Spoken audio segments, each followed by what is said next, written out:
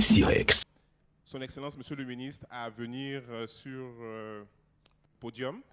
Il sera rejoint par Monsieur Diplot, ainsi que le président de l'association des employés. Si vous pouvez venir ensemble, s'il vous plaît. Alors, je voudrais vraiment que les photographes qui sont dans la salle immortalisent ce moment, parce que ce n'est pas très courant dans l'industrie des mines à travers le monde de voir l'initiative naître. Donc, c'est vraiment le lieu de féliciter tous les acteurs qui ont rendu ça possible à travers les valeurs de dialogue, de collaboration, d'équité, de gouvernance et de pérennité qui ont été établies.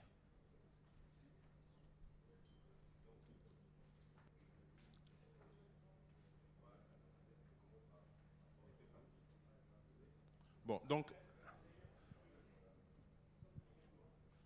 je pense que, Serge, tu vas remettre le document aux deux présidents. Je remarque justement que c'est deux messieurs. J'espère que la prochaine fois, il y aura une dame au moins sur le podium. Voilà. Et je vais maintenant appeler les deux présidents à remettre solennellement le document à Monsieur le ministre.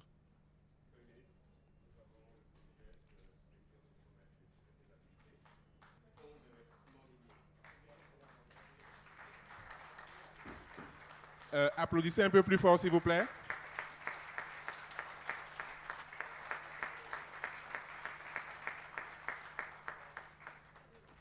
Félicitations, félicitations à tout le monde. Félicitations.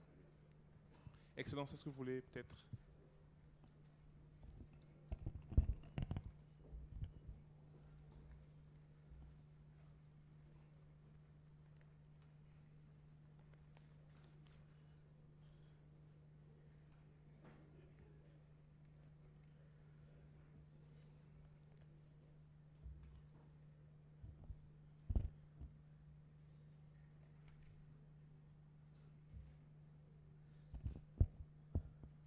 Très bien, j'espère que vous n'avez pas trop chaud. Un peu. On a demandé au service de la logistique de s'occuper. Il me semble que tous les splits ne fonctionnent pas bien. Donc, ils nous ont rassuré que ça sera réglé. En tout cas, je voudrais que vous ovationnez d'abord vous-même. C'est impressionnant. Je suis vraiment impressionné par ce qui m'a été donné de voir et d'entendre ce matin, au point où je suis tiraillé entre vous lire le discours qui m'a été soigneusement préparé et où parler du fond du cœur. Mais je voudrais sacrifier au protocole en citant toutes les éminentes personnalités qui ont été témoins du lancement de ce fonds, parce qu'en effet, nous sommes en train collectivement d'écrire l'histoire de notre industrie minière. Mesdames et messieurs les directeurs de cabinet, madame le chef de cabinet, mesdames et messieurs les directeurs généraux, directeurs centraux de l'administration publique, monsieur le président de la Fédération des chambres des mines de la CEDEAO, monsieur le directeur exécutif de la Confédération centrale des entreprises de Côte d'Ivoire, représentant le président de la CGECI, chers frères, monsieur le président du groupement professionnel des miniers de Côte d'Ivoire, GPMC, Diplot, que je vous demande d'ovationner.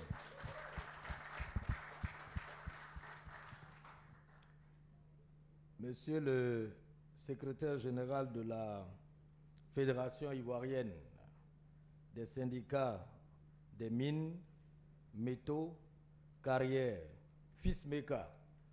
Merci, Monsieur le Président. Monsieur Serge Thiemele, le directeur de First Capital qui a fait cette étude, je voudrais vraiment qu'on l'ovationne. Il est là. Où c'est qu'il est? Il est tellement discret. Merci beaucoup, Serge. Mesdames et messieurs les représentants des chambres des mines sœurs de la sous-région, et bien entendu notre talentueux modérateur, M. Eric, que je vous demande d'acclamer. Alors, je voudrais vraiment, mesdames et messieurs, en vos grades, qualités et titres respectifs, je ne voulais pas être plus long que ça dans le protocole. Je voudrais vraiment vous dire que je suis très ému en tant que premier responsable de ce département, d'être témoin d'une page vraiment, à mon avis, glorieuse de l'histoire de notre industrie minière. Dans tout projet, le financement demeure la clé de voûte, singulièrement pour le secteur minier qui doit développer les ressources identifiées. La recherche de financement s'avère être une équation cruciale à laquelle est soumis tout investisseur, particulièrement dans le contexte africain où son accès reste difficile. Combien de projets bien structurés n'ont pu être réalisés pour faute de financement? Par ailleurs, peut-on déployer aisément une politique de contenu local en occultant le financement des entreprises locales? Une réponse à cette interrogation est la raison de notre présence ce jour à cette cérémonie. C'est donc avec une grande fierté que je prends la parole aujourd'hui pour le lancement officiel du Fonds d'investissement minier, une initiative novatrice et stratégique pour le développement durable de notre secteur minier. Vous pouvez vous ovationner. Je me félicite d'une telle initiative, d'autant qu'elle s'inscrit pleinement dans l'ambition de son Excellence M. Alassane Ouattara, président de la République de Côte d'Ivoire, de faire de notre pays un pays à revenu intermédiaire de la classe supérieure, et ceci à l'horizon 2030. En effet, peut-on développer un pays sans la contribution significative d'un tissu industriel local? Il me plaît donc de saluer l'initiative et l'engagement du groupement professionnel des miniers de Côte d'Ivoire, GPMCI, qui a su identifier les besoins critiques de notre secteur et concevoir une solution ingénieuse de financement adaptée à nos réalités et porteuse d'avenir. Mesdames et messieurs, nous sommes tous conscients des défis auxquels le secteur minier fait face, notamment en ce qui concerne l'accès au financement, l'inclusion des acteurs locaux et le financement des capacités humaines et techniques. Ainsi, le Fonds d'investissement minier se positionne comme une réponse innovante et stratégique à ces défis, en mettant en place un mécanisme participatif capable de mobiliser les ressources des salariés, des entreprises minières et des institutions financières pour soutenir les initiatives locales. Il traduit une volonté forte de relever les défis actuels, tout en préparant l'avenir du secteur. Il est conçu ainsi pour être un outil de transformation structurelle et du secteur. Ses objectifs sont clairement définis, à savoir 1. Promouvoir l'épargne des salariés du secteur minier en offrant une opportunité inédite aux travailleurs d'investir dans un dispositif sécurisé et rentable tout en contribuant au développement économique global du secteur. En deuxième position, de renforcer l'accès au financement pour les entreprises locales et leurs sous-traitants, ce qui favorisera la croissance d'un tissu industriel robuste et compétitif. En 3, soutenir la formation, la recherche et l'innovation, 3 piliers indispensables pour garantir la durabilité et la compétitivité du secteur. Outre les salariés, les entreprises locales et les sous-traitants, les communautés locales seront également bénéficiaires de ce fonds à travers les retombées économiques et sociales générées par nos entreprises locales qui offriront d'énormes opportunités d'emploi à nos jeunes. Ce fonds illustre parfaitement le principe du partenariat gagnant-gagnant où chaque acteur contribue et bénéficie à sa juste mesure. Le lancement de ce fonds d'investissement minier marque une nouvelle ère pour le secteur, mais aussi pour notre pays. Il s'inscrit dans une dynamique où le secteur minier, voire l'industrie extractive et énergétique, seront une nouvelle phase de croissance soutenue et durable de la Côte d'Ivoire. Mesdames et messieurs, un projet de cette envergure ne peut réussir sans l'engagement de toutes les parties prenantes.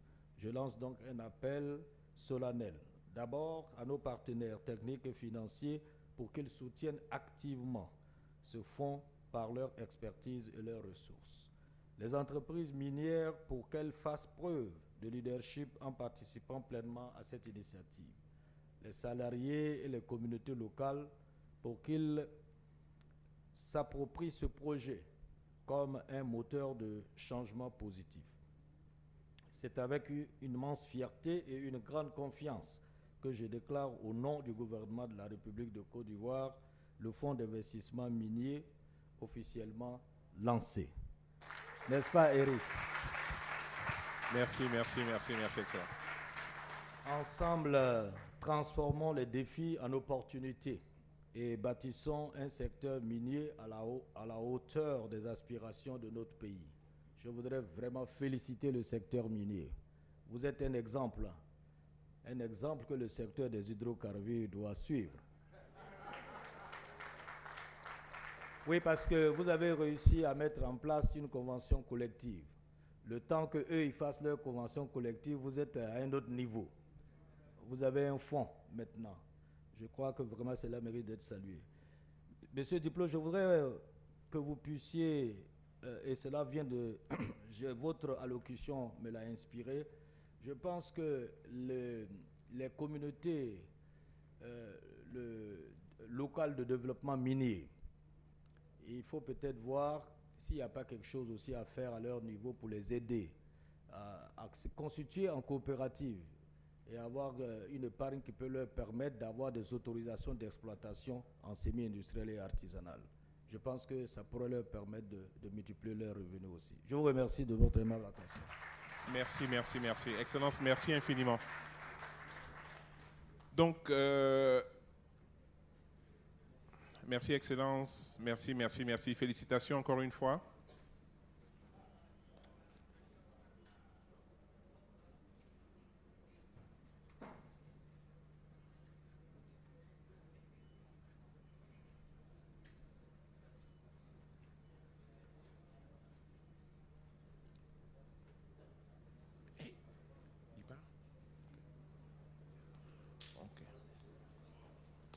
Ok, donc je vous annonçais en fait à l'entame de cette session que la deuxième partie de notre temps ensemble serait consacrée à une table ronde. So I was telling you when we were starting that the second part of our session together would be a round table.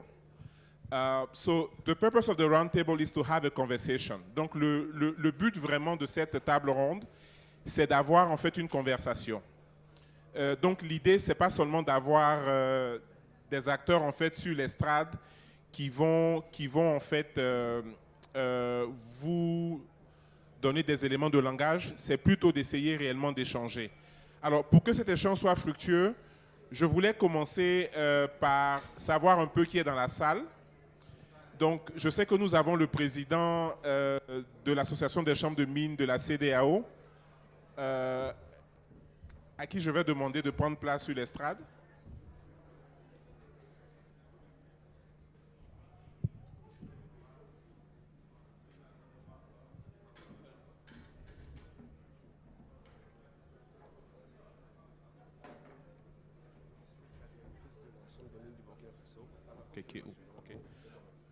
Et je vais demander aussi à la directrice de la Chambre des mines du Burkina Faso.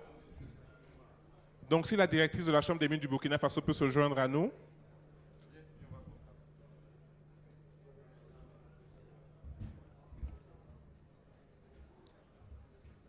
Donc, la directrice, s'il vous plaît, si vous pouvez venir sur l'estrade. Prenez place, s'il vous plaît. Si on peut avoir des micros baladeurs pour nos panélistes.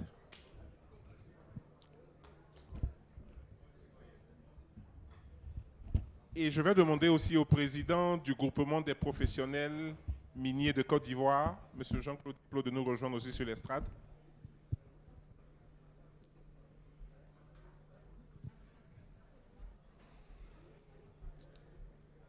Est-ce qu'on pourrait avoir des micro-baladeurs pour nos panélistes, s'il vous plaît?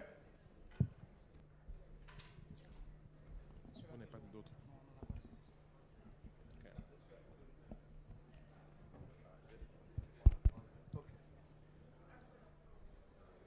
Donc, pour la table ronde, en fait, nous avions pensé à avoir une conversation peut-être en 3 parties. Donc, la première partie, en fait, va mettre l'accent sur le contenu local. Donc, the first part of the conversation will focus on local content. La deuxième partie, en fait, va discuter des questions de compétences. Et enfin, nous allons parler de la question de l'intégration parce que réellement, le secteur minier est un secteur, en fait, qui bénéficie énormément d'une intégration régionale. Donc, nous sommes chanceux d'avoir des responsables, en fait, du secteur de la région qui sont avec nous. Donc, c'est réellement une opportunité pour nous d'avoir un échange. Donc, peut-être, avant de commencer, je voudrais savoir qui est-ce qui reste dans la salle. Si vous êtes, en fait, de l'industrie des mines, que vous êtes dans le secteur privé, levez la main. Secteur privé, levez la main. OK? So, if you're in the private sector, raise your hands. Si vous êtes, en fait, du secteur financier, levez la main. Secteur financier, levez la main. Il y en a quelques-uns. Serge aussi un peu. Ouais, un tout petit peu. Si vous êtes en fait des partenaires techniques et financiers, so if you are one of the technical and financial partners, please raise your hands. Je voudrais vraiment saluer votre présence parce que clairement, le fonds tel qu'il a été présenté aura besoin de beaucoup d'assistance technique. Donc, on compte vraiment sur vous pour pouvoir mettre en place des approches blended capital qui peuvent aider au bon fonctionnement du fonds. Si vous êtes juste curieux et que vous êtes, comme moi, quelqu'un qui veut découvrir le secteur, levez la main. Donc, on est au moins 5 ou 6, c'est pas mal déjà. OK, donc, maintenant qu'on sait un peu qui est dans la salle, je voudrais peut-être commencer par donner la parole au président des chambres de mines de la CEDEAO. Donc, que vous inspire en fait le lancement auquel nous venons d'assister?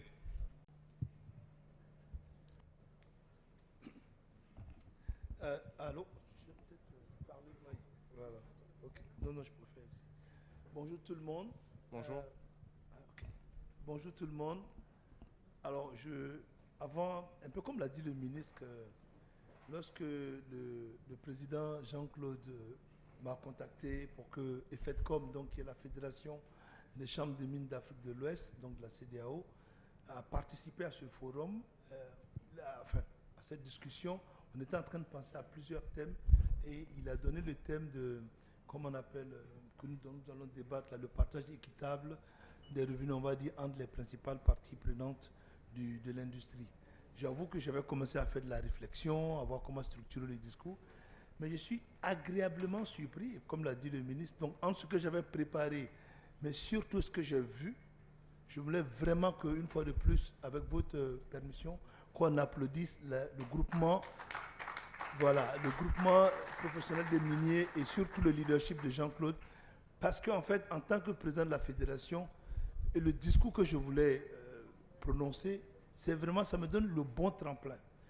Lorsque nous parlons aujourd'hui du partage de revenus, de quoi s'agit-il? C'est parce que nous avons un secteur, le secteur des ressources extractives en général, qui est un peu extraverti, dans le sens où c'est plus connecté à la chaîne de valeur mondiale qu'à la chaîne de valeur nationale. Ça, c'est l'élément de base. Donc, tous les gouvernements, tous les acteurs travaillent à corriger un peu ça, en impliquant davantage.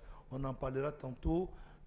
Les lois sur le contenu local, la révision des différentes législations visent ça. Mais l'élément essentiel qu'on ne touchait pas à date, c'est que dans toute la chaîne de valeur minière ou secteur extractif, l'élément fondamental, c'est le financement.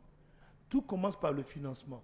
Donc la capacité à capter des revenus de nos économies, comment on appelle, repose aussi sur la capacité à être autour de la table lorsqu'il faut générer cette valeur-là. Et aujourd'hui, voir un fonds porté par des travailleurs, j'avoue que j'étais agréablement surpris et vraiment merci Jean-Claude. Donc pour moi, aujourd'hui, le discours que je vais prononcer, enfin la prise de parole va se structurer aujourd'hui, comment on améliore, comment on duplique ce modèle-là. Parce que qu'est-ce qui se passe à date? Tous les grands fonds qui investissent dans nos mines pour ne pas en citer quelques-uns, Vanguard, BlackRock, sont financés à partir de quoi? À partir de l'equity, à partir des fonds privés, à partir des fonds de pension, souvent des fonds souverains dans le monde. Donc c'est le retraité, le travailleur d'ailleurs qui finance, donc qui fait des retours sur investissement dans les mines qui se trouvent chez nous. Donc aujourd'hui, voir un pays qui l'a compris et qui met le travailleur, les communautés locales aussi dont parlait le ministre, au cœur du dispositif, c'est là qu'il faut y aller. Donc vraiment, je m'arrête là en introduction, M. Kakou, mais j'allais dire rien que le lancement de ce fonds résume en lui seul la réponse à donner à notre débat d'aujourd'hui. Je vous remercie. Merci, merci, merci, merci, merci, merci. Je me réjouis du fait que nous ayons une directrice en fait des chambres au Burkina. Encore une fois, le Burkina nous inspire parce que jusqu'à présent, je n'ai vu que des hommes sur cette estrade. Donc Jean-Claude, j'étais un peu gêné, mais au moins, madame, vous êtes avec nous. Qu'est-ce que cet événement aujourd'hui en fait vous inspire? Alors, bonjour. Bonjour tout le monde, bonjour Président GPMCI pour l'invitation et bonjour Président EFETCOM. Alors, je préfère poser les bases. Allez-y. Je suis anticonformiste et j'aime pas le discours politiquement correct. Donc, ceux qui ont les oreilles jusqu'à sensibles... présent, comme on dit, jusqu'à présent, tout va bien. Allez-y. D'accord. Alors, donc, je vais juste dire que ce que j'ai vu ce matin, c'est le jackpot. C'est ce qu'il faut, en fait. Ce qu'il faut, c'est réfléchir à la structuration. Et la structuration du secteur minier, faire en sorte que les nationaux puissent être dans le secteur minier, passe d'abord par trouver la structuration financière, et ensuite le renforcement des capacités des acteurs. Et pour moi, après, la loi va venir. Mais malheureusement, on commence toujours par la loi. Ensuite, on se rend compte qu'il y a des choses qui manquent et on court pour rattraper. Et donc là, ce matin, je suis heureuse de voir qu'on a commencé par le filon, comme on est dans l'industrie minière. On a commencé par trouver le filon et ensuite les acteurs vont s'agripper au filon et ils vont faire la recherche, la géochimie, tout ce que vous voulez pour arriver à l'objectif final qui est de faire en sorte qu'il y ait une meilleure répartition du revenu minier et que les fils et les filles de la Côte d'Ivoire, de l'Afrique, puissent aussi avoir un retour sur investissement, investir et avoir un retour, profiter de l'extraction des ressources minières. Donc pour moi, c'est vraiment là qu'il faut commencer. Je pense que la Côte d'Ivoire, vous avez vu juste, et nous allons aussi nous inspirer de ce qui se passe. Quand bien même on a des initiatives comme ça chez nous, mais nous avons commencé par un fonds de garantie. Et l'État est en train de travailler avec le secteur privé pour mettre en place un fonds de garantie. Parce qu'à la fin, après avoir adopté tous les textes sur le contenu local, on voit comment est-ce que les acteurs se battent au quotidien, mais la difficulté, c'est le financement. Et donc, l'État a décidé de mettre en place un fonds de garantie qui va faciliter la levée de fonds par les fournisseurs miniers. Et maintenant, nous sommes en train de réfléchir sur un fonds d'investissement qui va faire en sorte qu'on puisse avoir aussi un flux de financement qui va aussi venir du secteur privé. Merci. Merci à vous. Merci, merci. Donc, Jean-Claude, ça veut dire que le fonds suscite beaucoup d'espoir. Le fonds suscite énormément d'espoir. Donc, pour les travailleurs eux-mêmes, parce qu'ils mettent quand même 75% du capital, pour les entreprises qui mettent 25%, pour les pouvoirs publics, on a vu ce que le ministre a dit, dans la sous-région, de par le président de l'association des mines de la CEDEAO, une nation sœur, le Burkina, comment est-ce qu'on s'assure réellement que cette expérience soit réellement un succès? Parce que je pense que dans l'analyse que Serge a montrée, il a parlé quand même d'une durée de vie de 10 ans avant qu'on arrive en fait à la dotation finale. Et je pense que le modèle de gouvernance, en tout cas de ce que j'ai vu, il est robuste. Mais comment est-ce qu'on s'assure réellement qu'il y ait de belles opportunités dans lesquelles le fonds peut investir de façon à ce que cette initiative soit un succès? J'allais me débiner en refilant la question à l'expert qui a monté l'étude pour nous, parce que toutes ces réponses-là, je pense qu'il les a ébauchées. Mais c'est un vrai sujet. C'est un vrai sujet. Je veux dire, et on y a pensé déjà dès le départ. Clairement, l'enjeu pour nous n'est pas de faire un effet de mode ou un effet de paille. Donc, lancer un événement et puis que derrière, ça fasse... Ce n'est pas le but. Donc, comment est-ce qu'on structure ça derrière? Déjà, on a assis la projection du fonds sur la projection de développement du secteur lui-même. On a regardé nos différentes cartes. On a regardé les projets d'exploration, les permis octroyés, les projets d'exploration. On a regardé le ratio de génération de projets d'exploitation de mines qui ont été ouvertes ces dernières années. On a regardé dans le portefeuille des compagnies minières les projets qui sont en stade avancé, donc qui vont devenir les prochaines mines. Donc, cette succession de projections a permis de réaliser qu'au fond, sur les 20 prochaines années, on va avoir une génération continue de mines qui vont ouvrir. Donc, on va se retrouver dans une densification de la main-d'œuvre dans le secteur minier, ou des ressources, enfin des travailleurs dans le secteur minier. Mais, incidemment, on va avoir une croissance du gâteau en matière de partage de revenus, donc de génération de projets.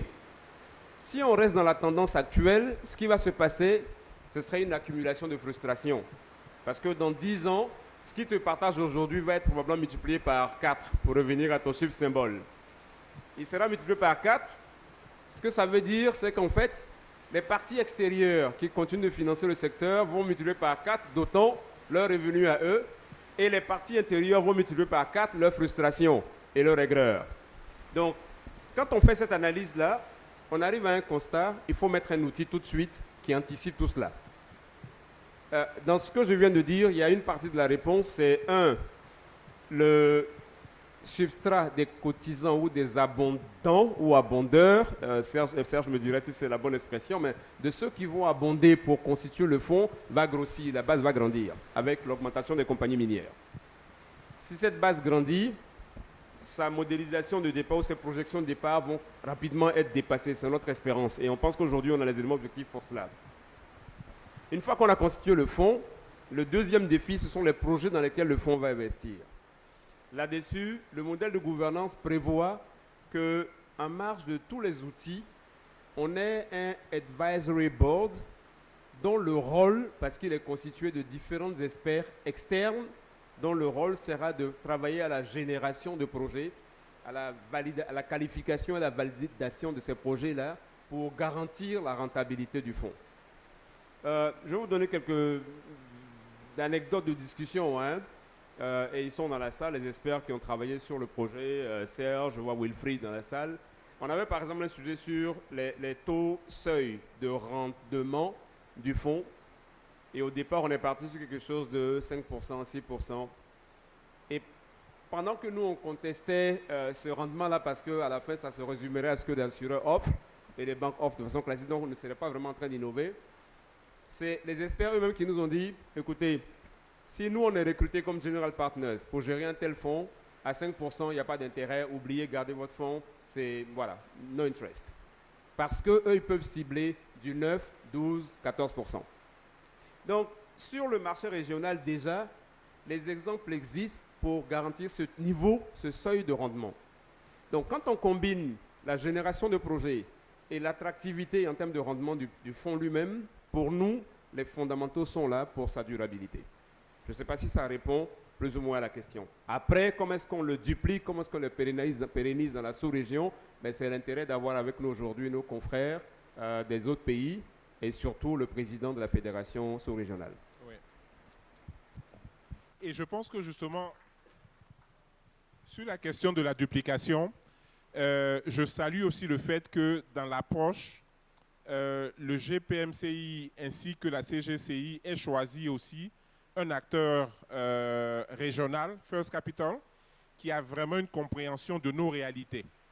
Donc j'invite vraiment les chambres de la CEDEAO, j'invite le Burkina à peut-être voir exactement comment est-ce que ce qui a été fait par First Capital peut être repliqué aussi dans nos nations sœurs, parce que je pense que les mêmes leçons peuvent certainement en fait s'appliquer.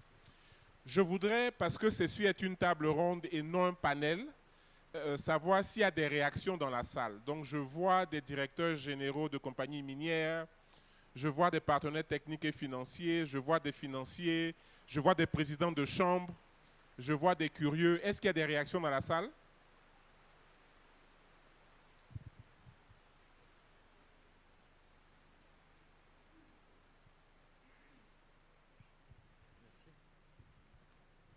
Bonjour, Marc Navelet, donc je suis, on entend, faut parler fort. Ok, donc Marc Navelet, je suis le coordonnateur chargé du suivi du programme des infrastructures de la Banque mondiale, dont la direction des opérations est basée ici à Abidjan et je couvre la Guinée, le Togo, le Bénin et la Côte d'Ivoire. Moi j'aurais juste une ou deux questions ou une ou deux clarifications par rapport à ce qu'on est en train de discuter et par rapport notamment à ce fonds qui doit assurer plutôt qu'un partage, je dirais une redistribution équitable des bénéfices générés par le secteur. Au-delà de la mise en place de l'instrument, qui est tout à fait notable et remarquable aujourd'hui, la préoccupation que j'ai, elle est sur la traçabilité et la gestion des fonds qui vont abonder, sortir du fonds, etc. Parce qu'on comprend qu'il y a un actionnariat salarié, très bien, mais je pense que ce fonds, il a aussi une vocation plus globale de redistribution au bénéfice de la totalité de l'économie du pays.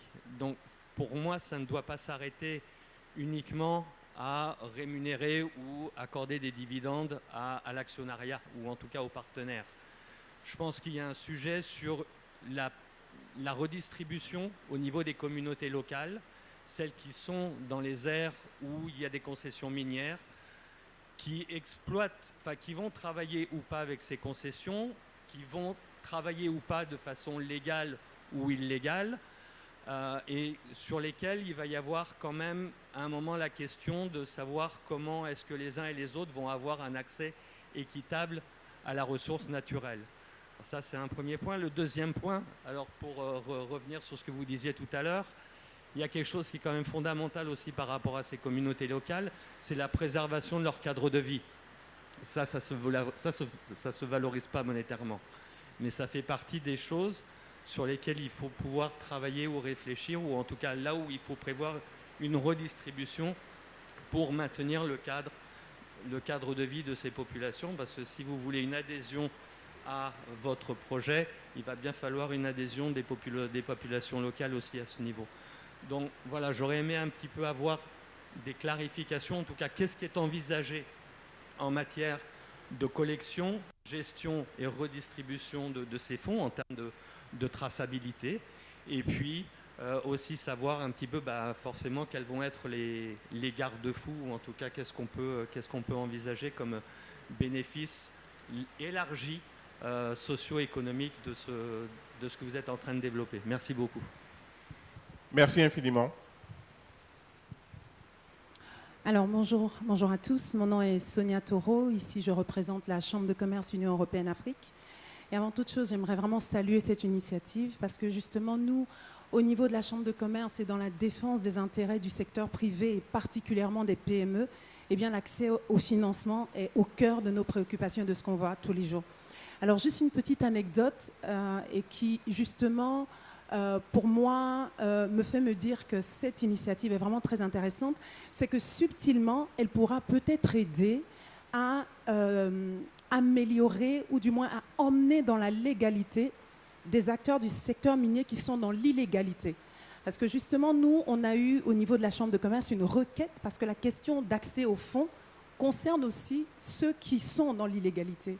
Et justement, on a eu une requête comme ça, donc de personnes qui étaient, je dirais, dans l'illégalité, dans l'exploration, qu'on a accompagné à justement passer de l'autre côté.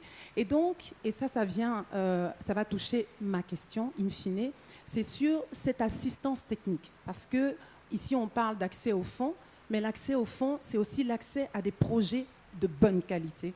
Et ça, c'est le travail que nous, on essaie de faire au niveau de la Chambre de commerce, dans cette assistance technique, afin de s'assurer de la bancabilité des projets qui seront présentés.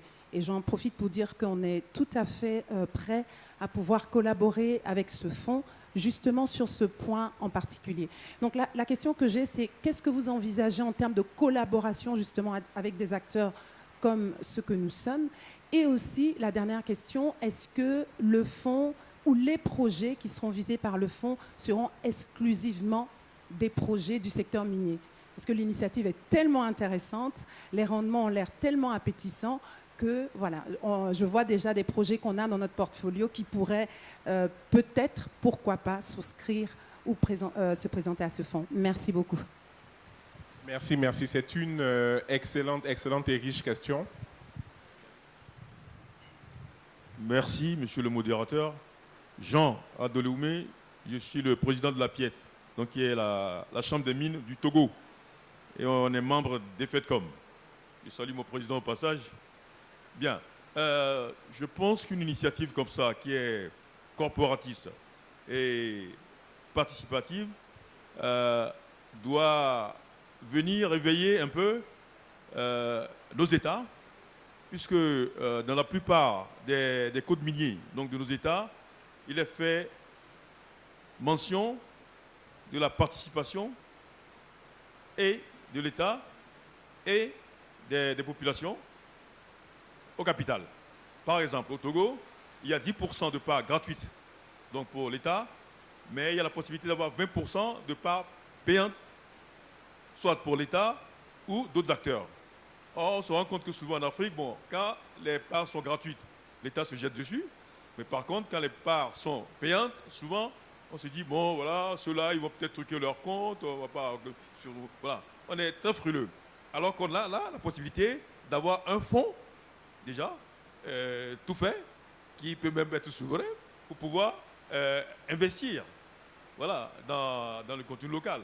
Donc je pense que parfois, on va regarder très loin les choses qui sont à côté de nous. Donc l'État doit regarder ce côté-là pour pouvoir renforcer ce type d'initiative. Merci. Merci infiniment. Je pense qu'on va commencer par cette première salve de questions. Donc moi déjà, ce que j'entends à observer, c'est que le fait que le fonds soit tellement innovant, tellement excitant, ça fait qu'il y a beaucoup de suggestions et d'idées qui sont en train de sortir. Je pense que stratégiquement, il va falloir vraiment écouter tout et après faire la part des choses, savoir par quoi on commence et comment est-ce qu'on s'assure que la vision qu'on avait au départ reste sur le cap. Mais bon, Président, peut-être commencer par toi, ensuite, Madame, ensuite ton Président. Parfait. Merci infiniment et merci à tous les intervenants pour la qualité des interventions, mais surtout la pointe des préoccupations qui, pour notre compte, devraient aider à améliorer le projet. Et c'est pour ça que quand les questions fusaient, je regardais attentivement et fixement Serge et Wilfried, qui sont les porteurs techniques, qui vont certainement intégrer toutes ces préoccupations-là. Sur la question de la traçabilité, de la prise en compte des communautés environnantes et plus largement des stakeholders at large autour du projet, le fonds en lui-même est déjà le début de la réponse. Parce que ce qui permet de faire, pour le dire trivialement, ce qu'on vise en premier lieu, immédiatement, c'est des employés du secteur minier décident, et ce soir, avec la permission de Laetitia, Endeavour sera en train de conduire une cérémonie de awards à des sous-traitants autour de leur mine, donc dans leur écosystème, qui est une façon pour eux de saluer et de amplifier toute la politique de développement du contenu local autour de leur mine. C'est un événement qui est prévu pour ce soir. Mais c'est précisément de ça qu'il s'agit. Donc, le fonds a pour vocation d'irriguer dans les projets qui sont financés par lui tous les acteurs qui sont autour des compagnies minières, des projets miniers. C'est un premier élément. Donc, qui bénéficie directement aux employés ou aux ex-employés. Et ce soir, c'est un peu le cas des ex-employés qu'on verra. Il y a pas mal d'ex-employés des compagnies minières qui sortent aujourd'hui, qui ont la compétence, qui ont développé l'expertise et qui offrent du service en retour à leur ancien employeur. Donc, qui génèrent de la valeur. Le fonds a vocation à les soutenir. Ce faisant, il développe à leur tour, il prolonge la chaîne des bénéficiaires dans les communautés autour des mines. j'ai indiqué que le rôle du Advisory Board sera de générer des projets. Madame, oui, dans un premier temps, on veut rester circonscrit parce que, bon, on connaît la règle, hein, qui trop embrasse mal les trains. Donc, on va essayer de rester focus. Ça ne dit pas que demain, avec le succès et l'accomplissement et la maîtrise du projet d'origine, on ne puisse pas s'étendre. Mais les fonds commencent toujours tous quelque part. Voilà, donc celui-là commencera par le secteur minier. Le porteur technique a déjà de grandes ambitions qui dépassent même notre vision. Donc je peux vous garantir qu'assez rapidement, ça va aller au-delà du secteur minier. Donc voilà ce que je veux dire rapidement, puis laisser la parole aux autres.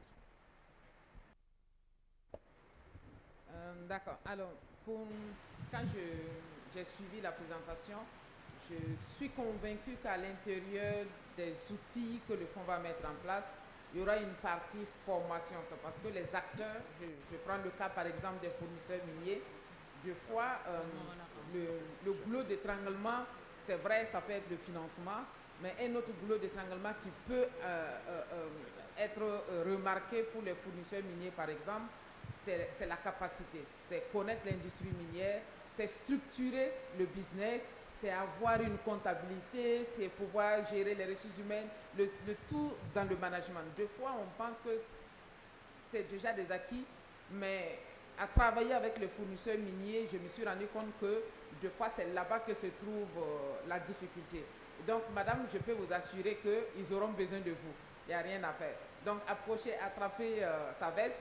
Et ils auront besoin de vous pour que vous les aidez à accompagner les entreprises, à renforcer leurs capacités en management, afin qu'elles puissent être capables même de postuler pour avoir des financements. La deuxième chose, c'est que pour les communautés, c'est sûr que si on laisse les communautés à elles seules, ça ne va pas être évident. Donc c'est en ce moment qu'on a besoin des organisations, des OSC qui travaillent au niveau des communautés, qui accompagnent les communautés, pour qu'au-delà de revendiquer que ces OSC aillent former les populations, les mettre en coopérative, les montrer comment est-ce qu'elles peuvent ensemble investir ou participer à ce fonds-là et de façon indirecte participer à l'investissement dans les mines et à tirer des bénéfices. Alors, l'environnement pour le cadre de vie des populations, oui, les mines sont déjà là-bas. Elles prennent déjà, elles mettent en œuvre des actions qui puissent atténuer leur impact. Mais si les communautés elles-mêmes ont des ressources, elles pourront davantage améliorer et s'investir dans la gestion de leur environnement et faire en sorte que leur participation à ce fonds ou à l'exploitation minière puisse se faire de façon entre griffes propres. À la fin, le point sur la traçabilité, je pense que ça va être ça un des défis du fonds et je suis convaincu que ce que j'ai entendu ce matin, c'est déjà pris en compte parce qu'un fonds d'investissement, c'est la traçabilité qui donnera la confiance. Ceux qui mettent leur argent, s'il y a de la traçabilité, ils ont bien utilisé mon argent, je peux encore ajouter. Et les sociétés minières, s'il n'y a pas de traçabilité, elles ne pourront pas justifier pourquoi elles mettent l'argent. Donc pour moi, je suis convaincu que c'est déjà pris en compte à quelque part, mais c'est ça qui va être le véritable défi. Parce que si les communautés vont prendre part à ce fonds, il faudra à la fois désagréger l'information dans un langage qu'ils comprennent, afin qu'ils puissent consommer cette information, la comprendre et les mettre en confiance. Merci. Président. Oui, merci, monsieur le modérateur. Bon, je pense que Jean-Claude et Priscille ont largement répondu aux questions. Je vais peut-être mettre en perspective les choses. Pourquoi nous disons que le fonds dans le modèle ivoirien est un bel outil qu'il faut promouvoir.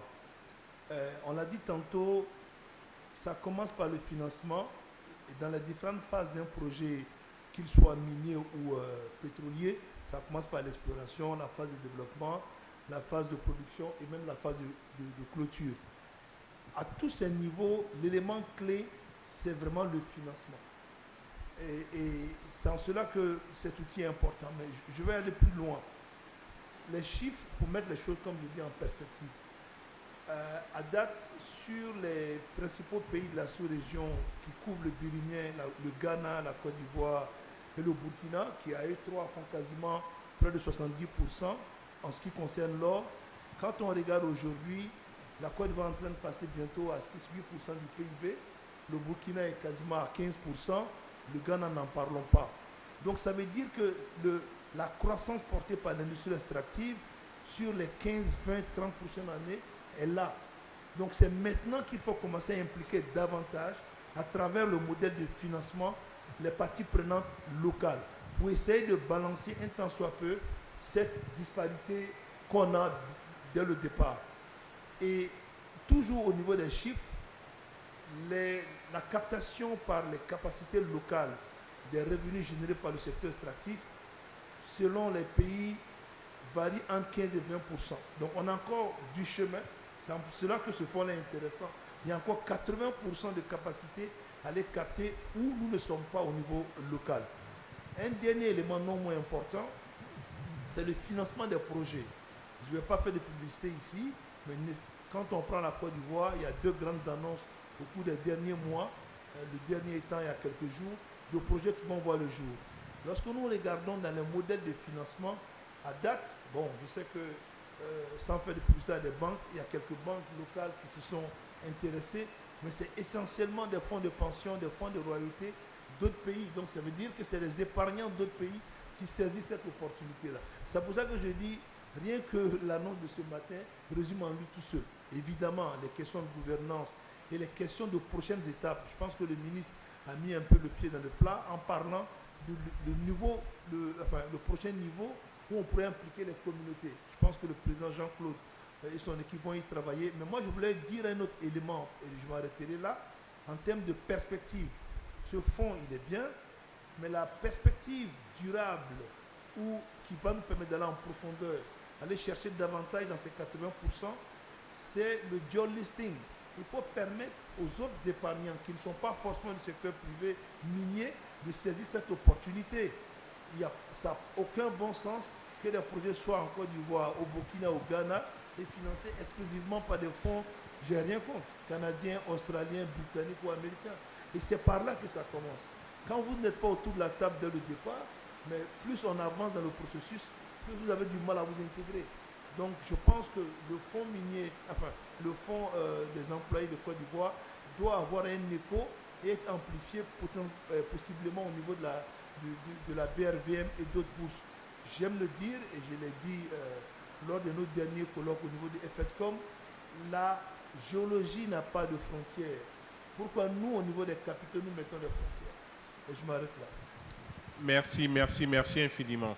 Alors, il est déjà en fait 12h40 presque. Donc, nous avons 10 minutes de plus par rapport au temps qui était alloué au panel. Je ne sais pas s'il y a quelques petits commentaires de la fin avant que je ne donne la parole une dernière fois en fait aux panélistes. Alors, je vois, mais ça a besoin vraiment d'être des questions, des commentaires courts et précis. Si ça devient un discours, je vais vous arracher le micro. Merci. Moi, c'est Kourago Abdoulaye, du ministère de l'Énergie, des Mines et des Carrières du Burkina Faso.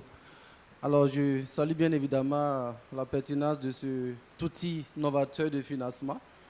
Je vois que c'est surtout orienté vers, j'allais dire, les travailleurs du secteur minier, les salariés, justement. Et c'est pour ça que je voulais inviter surtout Mme Zongo, ici présente, à voir la nécessité surtout de trouver des moyens, des stratégies pour qu'on puisse voir ça aussi au Burkina Faso, parce que je comprends bien que ce que nous avons aujourd'hui, ce que nous sommes en train de vouloir faire, c'est mettre en place une, comment dirais-je, une garantie, c'est vrai, je ne vais pas durer, mais c'est orienté véritablement vers tous ceux qui sont fournisseurs, mais ce n'est pas vraiment pour ceux qui sont salariés, j'allais dire. Et je voulais poser une petite question pour M. Soro, comme je n'ai pas le temps. Comme maintenant il est président de la Fédération, la Chambre des mines de l'Afrique de l'Ouest, par rapport au conflit souvent qu'on a entre orpailleurs et puis sociétés minières, comment ça se passe au niveau sous-régional, comment vous gérez ces questions assez brièvement. Merci beaucoup. Merci. Okay, merci. Je suis Kaouré Abdul Razaki, directeur général de la société coopérative Burkina Mine, qui est la plus grande société coopérative minière du Burkina Faso. D'abord, je tiens à féliciter les positions courageuses du groupement des chambres des mines, parce que qui dit chambre des mines dit quand même des acteurs de divers horizons. Il faudrait défendre les intérêts de tout le monde. Et moi, ma préoccupation, se trouve que généralement, on analyse des panels de ce genre.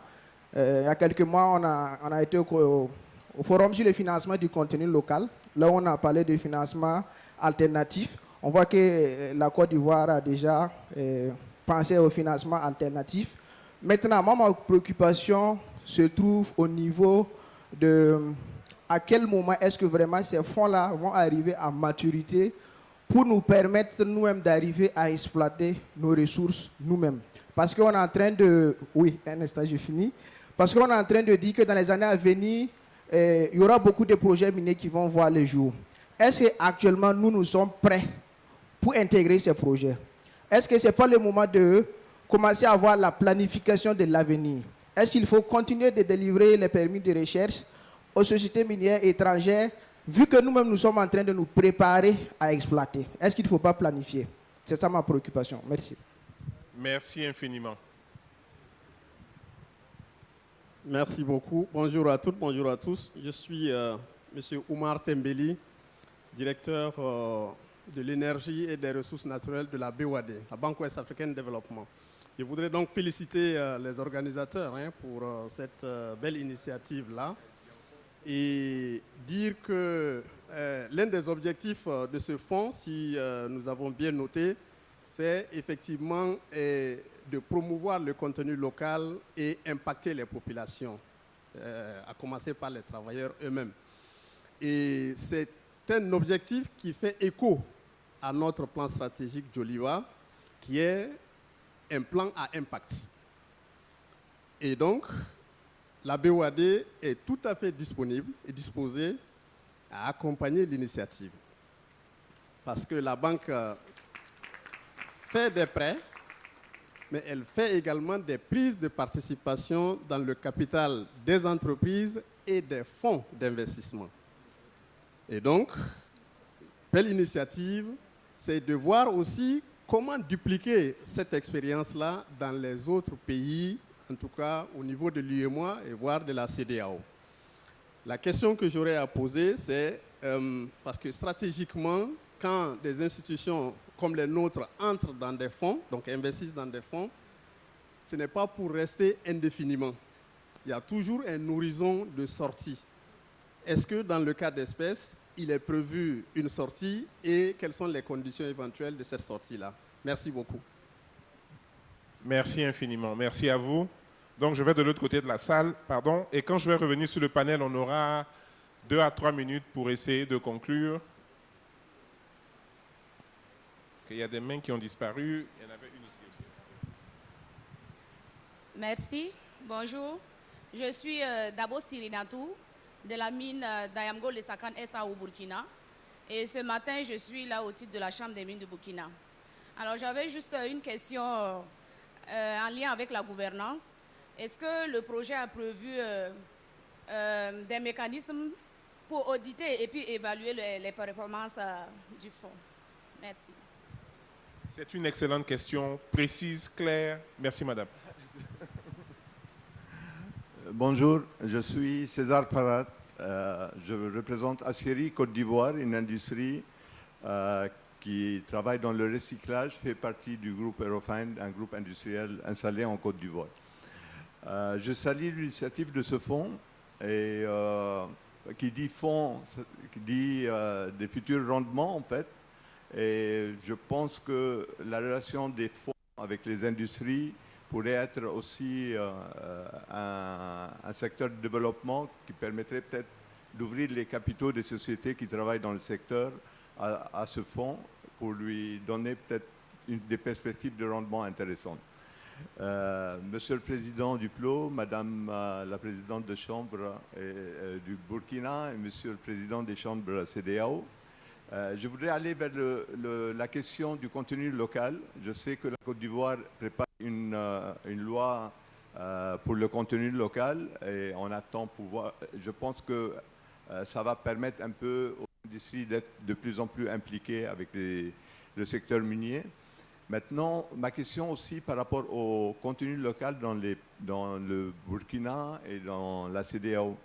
On a toujours, en fait, le groupe Eurofine s'est installé en Côte d'Ivoire, a bénéficié d'un environnement industriel très favorable et nous avons des produits quand même qui ont été toujours agréés pour l'UMOA et la CEDEAO. Aujourd'hui, ma question est par rapport au... Montre à satisfaction. C'est clair qu'au départ même déjà, il y a un piège que de croire qu'on peut limiter les frontières ou refermer le local content dans des frontières. On a déjà alerté les gouvernements sur le risque légal même que les États peuvent prendre à créer des lois qui soient intrafrontalières. Parce que simplement, nos organisations régionales, je commence même par l'Organisation mondiale du commerce, elle a des contraintes, elle a des principes qui sont posés qui obligent à l'ouverture des frontières.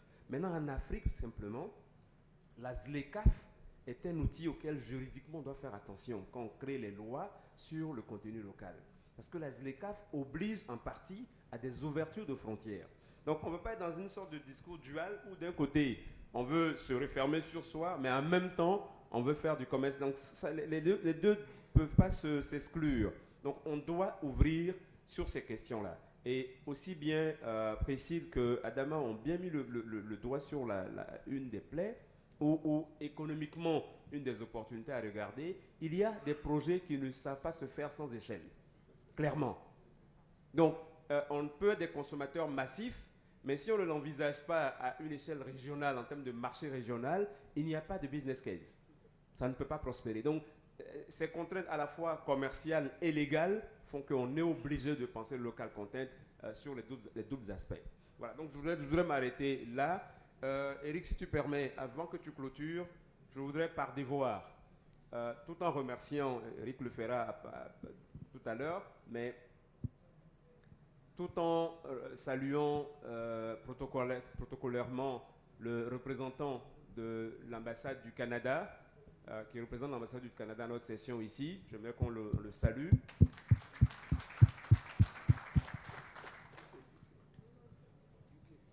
Je voudrais saluer la représentante de l'ambassadeur de la Grande-Bretagne, du Royaume-Uni. Merci beaucoup, madame. Madame l'ambassadeur, merci infiniment pour votre présence, on apprécie. L'ambassadeur est impliqué avec nous au quotidien sur beaucoup de problématiques. Elle rentre d'ailleurs de la mine de Ity, qu'elle a visité récemment. We really appreciate your support and your dedication. But a lot of issues that we're facing, and you guys are there to support us. Thank you very much for your time. Le représentant de la Banque mondiale, enfin, tous, on vous a salué. Mais je voudrais simplement que vous joigniez à moi pour m'acquitter d'un devoir et dire ensemble, faire une ovation à M. Rick Kakou. S'il vous plaît.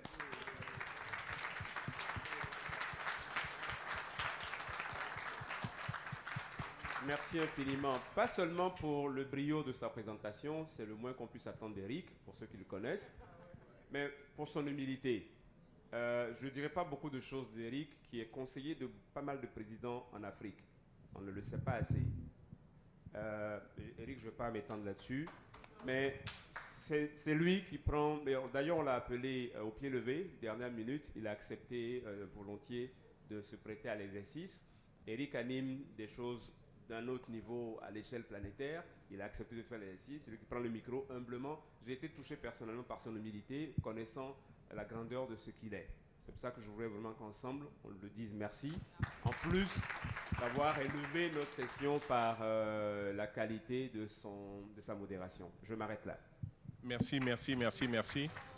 Bon, disons que Dieu merci, je ne peux pas rougir, donc... Donc, je voulais peut-être finir avec une pensée. Très souvent, quand on pense aux mines, on pense à ce qu'on extrait. Mais je pense que la discussion qu'on vient d'avoir aujourd'hui nous prouve que ce qui vraiment est important, la seule façon de créer la richesse dans les mines, c'est ce qu'on construit ensemble. Je pense que le fonds, c'est un bel exemple de ça. Et je me réjouis vraiment de l'énergie que j'ai ressentie, de la dynamique. Et vraiment, on a hâte d'être ici dans 20 ans pour voir vraiment les résultats de ce fonds et de toutes les initiatives dans le secteur minier. Merci infiniment.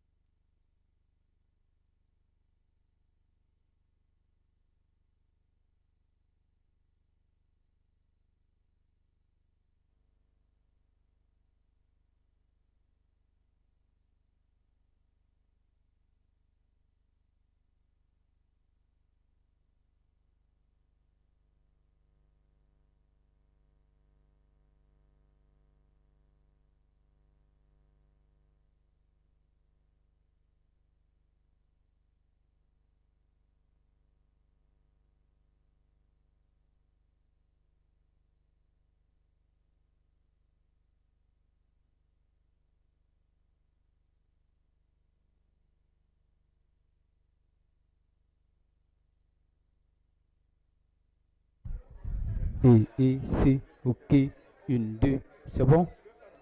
Ok.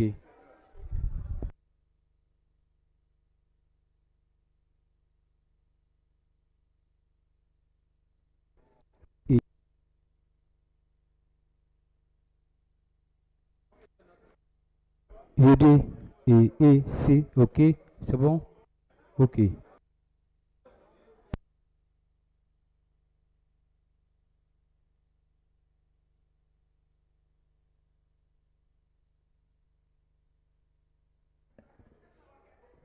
Et, C, ok. UD, c'est bon? Ok.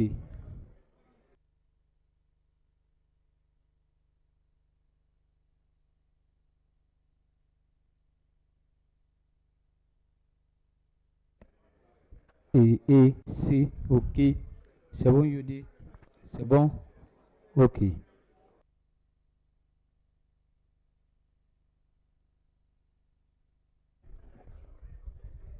UD et, ok.